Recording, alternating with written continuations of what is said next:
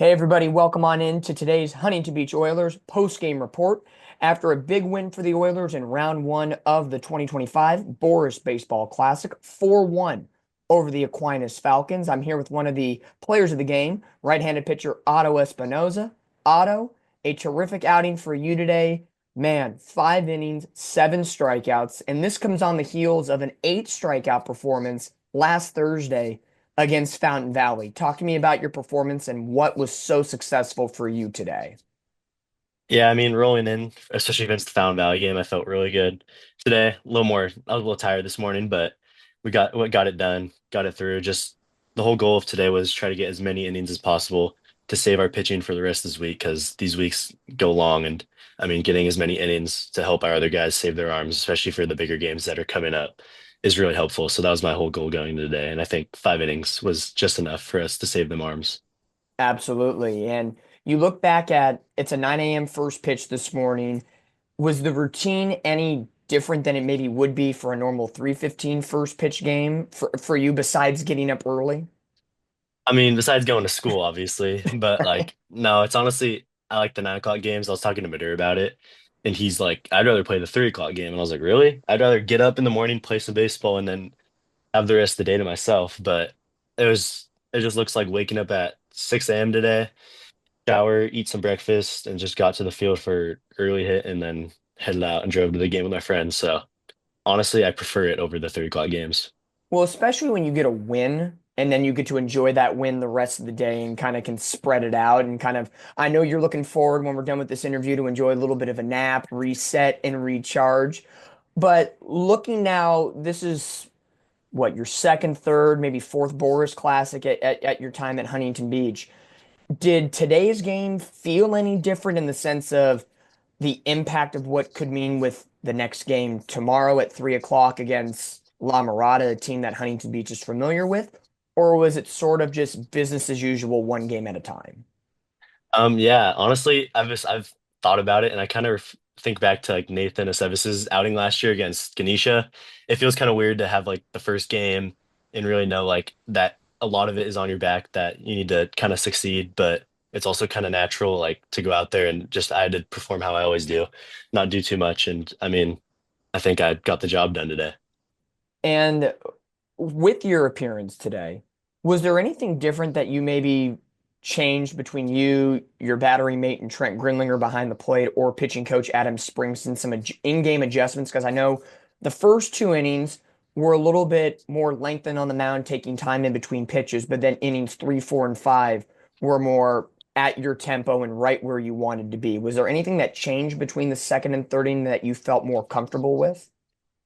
No, not necessarily. There's nothing mechanical in that sense. It's more just me slowing myself down, slowing the game down. And as the game kind of gets going, I'll kind of like relax a little bit instead of like those first and second inning, like it starts to speed up a little bit. But then towards the end, it slows down, especially with the runs behind you at the end. It gets like you're calm out there, and it got me settled in.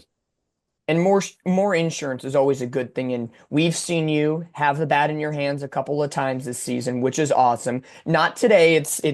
Pitching was the main focus no matter what. And Yeah. I've grilled, manager Benji Madura about it multiple times about seeing Jared Gringlinger, yourself, Tanner Brown, and a lot of pitchers that can do both ways. Is there a favorite moment? I know you do have a hit on your record so far this year, but at the dish, what's fun about hitting for you? Honestly, I think the reason why we like the two ways tend to hit well is because none of us really care about like hitting. Like I'd say it's the same for pitching. Like when Ethan Porter comes on the mound, he's not all thinking pitching. Yeah. He's an infielder. He's worried about hitting. That's like so when I go up there, what I tell people is like, if you have a good enough swing and just don't care, you can hit the baseball. Like I go up there and I don't really care, and it kind of works. And I kind of get the same sense as like when Porter and Dane and all these guys come and pitch, and they just throw the baseball because there's not a lot of thinking going on. Out of the words of a senior who's ready to graduate soon, but still so much business to attend to here at Huntington Beach. Oilers get the 4-1 win today against Aquinas, and it is now official as of about 15 minutes ago. The Oilers will be playing the La Mirada Matadors in the quarterfinals, 3 p.m. tomorrow at Mater Day. Otto, between you and I, there's always a word of the day. I'm not going to put you on too much of a spotlight, but What would be either the word, phrase, or general theme for tomorrow's game against La Mirada? We know there's history. We saw them in the Boras in 23, got the win. They got the last laugh recently by an unfortunate knockout in the regionals last year. So kind of third time the rubber match. So what is that overarching theme? Gosh, I'm it takes me a second to give you these words, but it doesn't have to be so, I guess, such a fancy word is what I No. always say, but let's just go with confident. I mean, I'm confident in all of our guys, and all of our guys are confident that we can win this game because we played them in the winter and we played really well. We won the 7 inning game, but we played 10. Yeah, But we played well. I mean, we're looking great. The bats are just getting better. Our pitching's great. Jared's been doing great, and all the guys behind him. And I think it'll really come down to like who's just the better team, to where like who has each other's backs and who's just playing the game more with fun, which is what it all comes down to. absolutely. Well, when you wear the black and orange, it's going to be a team effort no matter what. Otto, fantastic performance today and so far here in your senior season. Thank you. Five innings and seven strikeouts today in a 4-1 win against Aquinas. Take a nap, enjoy the rest of the night, and guess what? I guess we'll see you for around lunchtime, and then we'll hang out tomorrow as we get set for La Mirada. Yes, sir. Be ready for that word. Absolutely. Cheers to you, and we'll see you tomorrow as well as the team. And for you watching at home, enjoy the rest of the highlights from today's 4-1 win. Now looking to pick up their first out of the game is a 3-2 from Espinoza.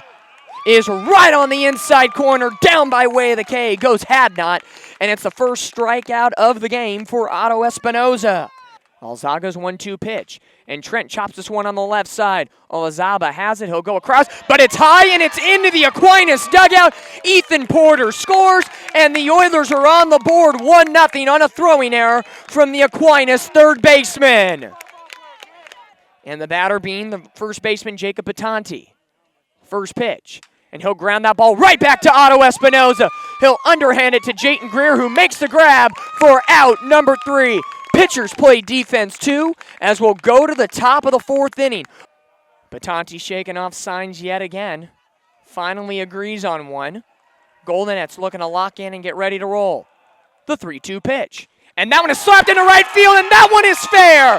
Jared Grindlinger will score. Matt Heidel will come on in. It's a 2-run double for Trevor Goldenetz, and the Oilers add to their lead. It's 3-0.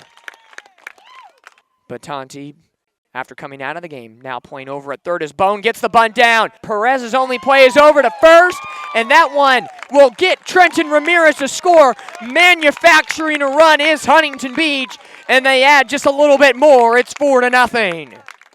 Water bottle drink over for the home plate umpire back up. 2-2 pitch. And that one is swung on and missed. Down by way of the K goes Carter Hadnot. He picks up the trio of strikeouts today. And Otto Espinoza will get through 5 cleanly here in the first round of the Boras Classic. Batanti, who as a batter 0 for 2 on the day, also gave up 2 runs in 1 inning of work, and he drives that one out in a right field, going all the way back to the wall. Goldenetz will go. He will jump, and he makes the grab against the wall. Oh me, oh my!